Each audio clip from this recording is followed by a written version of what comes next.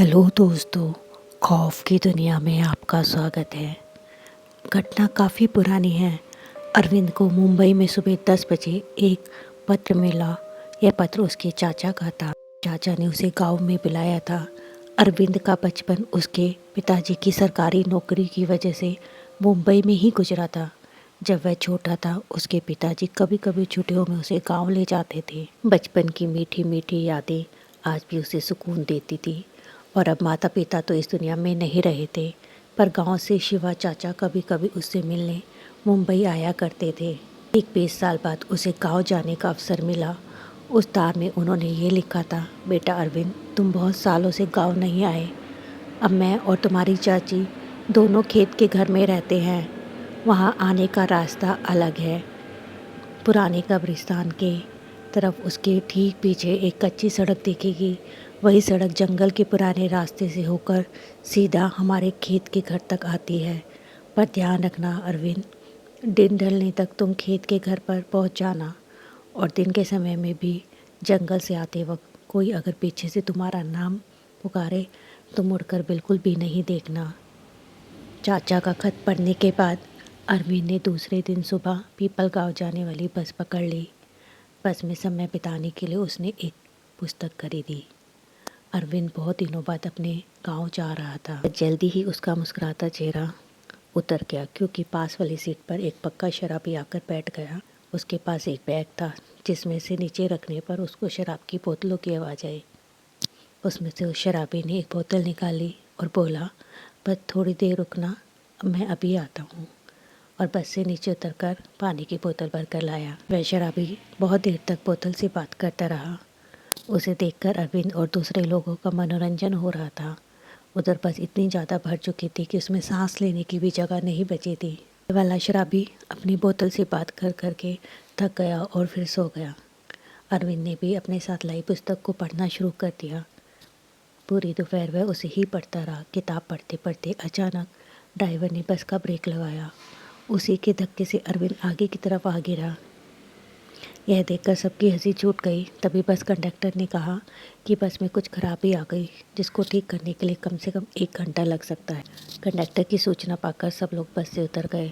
अरविंद के बगल वाला शराबी खराटे ले लेकर सोच रहा था। उसने सोचा, चलो थोड़ी देर बाहर घूम आता हूँ, मुझे भी इसकी बदबू से छुटकारा मिलेगा।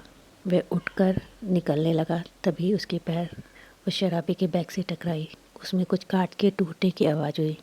अरविंद फटाफट बस से बाहर निकल गया, क्योंकि थोड़ी देर पहले वह आदमी शराब की बोतल को अपनी दूसरी बीवी कह रहा था और अभी अभी अरविंद ने उसकी बीवी को जख्मी कर दिया। और वैसे भी शराबियों से कौन पंगा ले, इसलिए वह उसके जगने से पहले ही नीचे उतर गया।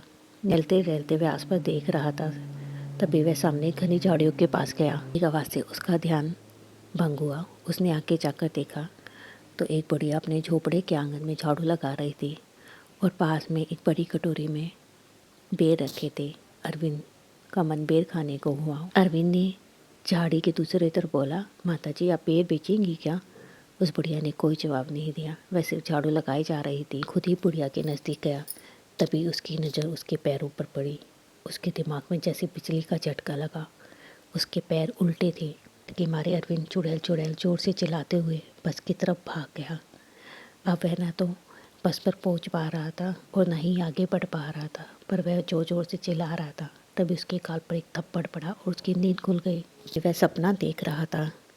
अरविंद अपनी सीट पर ही था। कंडक्टर ने गुस्से से पूछा, कहाँ है चुड़ैल, कहाँ है चुड़ैल? अरविंद का बौखलाया चेहरा देखकर सभी उस पर हंसने लगे। वह शर्म से पानी पानी हो गया। शाम होते होते शहर से निकलने वाली बस शाम के 7:30 तक पीपल गाँव पहुँची। जिसका डर हुआ वही हुआ। दिन ढल चुका था, इसलिए उस पर कब्रिस्तान का वो रास्ता अंधेरे में पार करने की नौबत आ चुकी थी। उसने अपनी बैग से पुरानी टॉर्च निकाली और उसे चालू किया। कुछ ही मिनटों में अरविंद पुराने कब्रिस्तान में था। जैसे जैसे वह कब्रिस्तान में एक एक कदम आगे बढ़ा रहा था, वैसे वैसे उसको अपने पिताजी की गांव की भूत प्रेत की कहानियाँ याद आने लगी थी। उस कब्रिस्तान में इतना सन्नाटा था कि अरविंद को अपने पैरों की आवाज़ ही सुनाई दे रही थी। तभी उसे अपने पीछे कुछ आवाज़ सुनाई दी। अरविंद पल भर के लिए रुका। वह सोचता है कि मैं पीछे मुड़कर देखता हूँ, पर उसको अपने चाचा की बात याद आई कि पीछे मुड़ना मत। पर वह पैरों की आवाज़ अब धीरे धीरे उसके नज़दीक आ रही थी और अब उस जानलेवा सन्नाटे में जरा भी आहट से रूह कांप जाने लगी थी। तभी एक जवान लड़की और एक छोटा लड़का उसके पीछे से भागते हुए उसके सामने आ गए। लड़के के हाथ में लालटेन थी। उसने अपना चेहरा दिखाने के लिए शायद ऊपर से पकड़ रखी थी। बोली, सुनिए, क्या आप पीपल गाँव जा रहे हैं? उस सुंदर लड़की और मासूम बच्चे को देखकर अरविंद ने सोचा, ये दोनों भूत तो नहीं हो सकते। फिर भी उसने तसल्ली के लिए लड़की के पैरों को देखा। उसने देखा उसके पैर सीधे थे। तुम दोनों इस वक्त यहाँ जंगल में क्या कर रहे हो? लड़की ने कहा, मैं रास्ता भटक गई हूँ और अंधेरा हो गया, ठीक से कुछ भी समझ नहीं आ रहा। क्या आप भी हमारे साथ चल सकते हैं? अरविंद ने कहा, हाँ, क्यों नहीं। इस डरावनी जंगल में मुझे भी किसी की संगत मिल जाएगी तो डर थोड़ा कम होगा। फिर वह दोनों अरविंद के पीछे पीछे चलने लगे। कुछ समय तीनों चलते रहे। फिर अरविंद ने बात करने की शुरुआत की। ये तुम्हारा छोटा भाई है क्या? इतना चुप चुप क्यों है? लड़की ने बोला, हाँ, ये मेरा छोटा भाई है, ठीक से बोल नहीं सकता। एक तो शब्द बोल लेता है, जैसे मुझे भूख लगी है। फिर अरविंद ने लड़की से पूछा, तुम्हारा नाम क्या है? लड़की ने कहा, मेरा नाम तारा है। अब तीनों कब्रिस्तान के बीचों बीच पहुंच चुके थे और अचानक से ही अरविंद को बहुत ज़्यादा ठंड लगने लगी। तभी उसे ध्यान आया कि उसके पिताजी कहा करते थे कि जब कोई आत्मा आपके आसपास होती है तो आपको ठंड का अनुभव होता है। उसे याद आया, उसके पिताजी ने बताया था कि रात के समय अचानक आपको खून जमाने वाली तेज़ ठंड लगने लगे तो समझ लेना आप प्रेत आत्माओं के पीछे है। इस बात से उसके रोंगटे खड़े हो गए। ठंड इतनी बढ़ चुकी थी कि उसके दांत किटकिटाने लगे। चलते चलते उसने एक बार पीछे मुड़कर देखा। खून जमाने वाली ठंड का उन पर कोई असर नहीं हो रहा था। वह अरविंद की तरफ देखकर मुस्कुरा रहे थे, मानो उनका ध्यान अरविंद पर ही था। अरविंद समझ गया कि शायद वह अब तक किसी बुरी प्रेतात्मा के साथ चल रहा था, क्योंकि अब वह चाहकर भी उनसे दूर नहीं भाग पा रहा था। उसके बदन से ताकत धीरे धीरे कम हो रही थी और वह ठंड और डर से काँप रहा था। उसी वक्त अरविंद के कंधे पर पीछे से किसी ने हाथ रखा। अरविंद के बदन में एक सिरन सी हो गई। फिर उसके कानों में एक भारी आवाज़ सुनाई दी, अरविंद, मुझे भूख लगी है। उसको याद आया कि उसने अभी तक अपना नाम किसी को नहीं बताया। इस वक्त ना चाहते हुए भी अरविंद ने पीछे मुड़कर देखा और सामने का दिल दहलाने वाला नज़ारा देखकर उसकी रूह काँप गई, क्योंकि वह बच्चा अब तक एक शैतान और लड़की चुड़ैल बन चुके थे। वह अरविंद की आंखों में देखकर जोर जोर से हंस रहे थे। डरे हुए अरविंद ने अपने शरीर के बचे हुए प्राणों को इकट्ठा किया और वहाँ से भाग खड़ा हुआ और जंगल में कहीं गायब हो गया। उसने एक बार भी पीछे मुड़कर नहीं देखा, पर अब क्या फ़ायदा।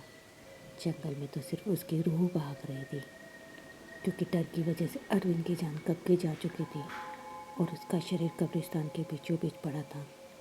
वह चुड़ैल और शैतान उसके शरीर के मांस और खून से अपनी भूख प्यास मिटा रहे थे।